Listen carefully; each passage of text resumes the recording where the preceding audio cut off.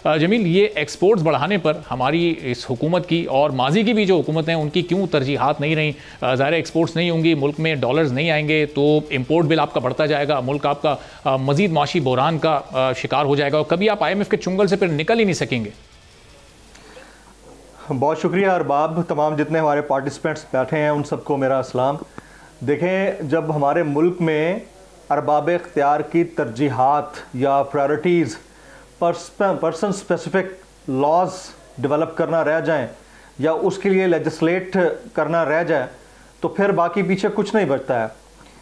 मैं कुछ दिन पहले एक स्टोरी पढ़ रहा था, एक मेडिकल स्टूडेंट, मेडिकल ग्रेजुएट, उसने 5 साल की MBBS की तालीम के दौरान 29 यानी 29 गोल्ड मेडल्स लिए, 29 गोल्ड मेडल्स, और उस बेचारे को हाउस जॉब के बाद जॉब नहीं मिल सकी है इस मुल्क के अंदर। हम तो ब्रेन ड्रेन के उस बड़े इशू से इस वक्त नबरदाजमा है, एक्सपोर्ट तो बहुत पीछे रह जाता है। मसला सारा ये है कि जो सरकारी सतह पर काम करने वाला तबका है, जिनको हम अरबाब इख्तियार कहते हैं या सरकार कहते हैं, उनकी तरजीहात कभी ये रही नहीं है कि उन्होंने रेवेन्यू जनरेट करना है एक्सपोर्ट के ज़रिए अपने मुल्क में। आज आप अपने पड़ोसी मुल्क महाराष्ट्र को इंडिया को देख लें, उनकी जो रियासत महाराष्ट्र है उसका जो एनुअल GDP है वो पाकिस्तान के GDP से ज़्यादा है। हमारा कंपैरेटिव एनालिसिस करना शायद बहुत बुरा लगे बहुत सारी जगहों पर, लेकिन हकायक यही हैं। आप इकॉनमी के अंदर डिप्राइव्ड रह के आप दुनिया की किसी ताकत के साथ मुकाबला या कॉम्पीट नहीं कर सकते। इसको पॉजिटिवली लेने की ज़रूरत है। हमारे यहाँ एग्रीकल्चर का जो हाल है वो हम देख चुके हैं, इवन दो कि आपने उनको एक टैक्स फ्री इकोनॉमी सेक्टर रखा हुआ है। इसी तरह से हमारे यहाँ आप एजुकेशन के हालात देख लें, हमारे यहाँ हेल्थ सेक्टर के हालात देख लें। हमारे यहाँ लेजिस्लेशन सिर्फ अरबाब इख्तियार के लिए होती है, पर्सन स्पेसिफिक लेजिस्लेशन होती है। मुझे बता दें, पिछले 5 साल के अंदर, उसमें आप प्रीवियस गवर्नमेंट का दौर भी ले लें और ये वाला दौर भी ले लें, इन दोनों अदवार के अंदर आप मुझे बताएं कि कितनी लेजिस्लेशन एक आम आदमी के लिए हुई जिसका उनको फायदा हुआ।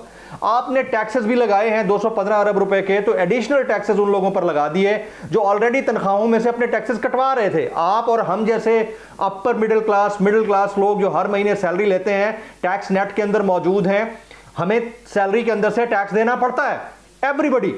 अब उसमें मजीद टैक्सेस लगा दिए गए, अशराफिया को आपने छूट दे दी, पुअर क्लास को आपने मजीद डिप्राइव कर दिया, अंडर प्रिविलेज क्लास बना दिया उनको। और अब आप ये सोचते भी नहीं हैं कि हम एक्सपोर्ट में या अपने जो हमारा एक्सपोर्ट सेक्टर है उसमें कितना काम कर सकते हैं।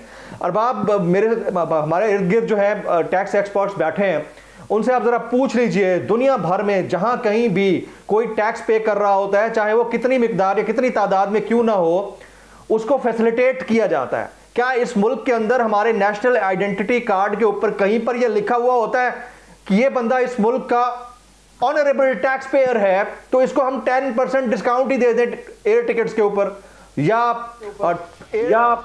जमील, ये अगर ID कार्ड पे लिखना शुरू कर दिया तो ये तो 35-36 के बाद जाके तादाद खत्म हो जाएगी, फिर तो लोग अपने ID कार्ड छुपाने लगेंगे।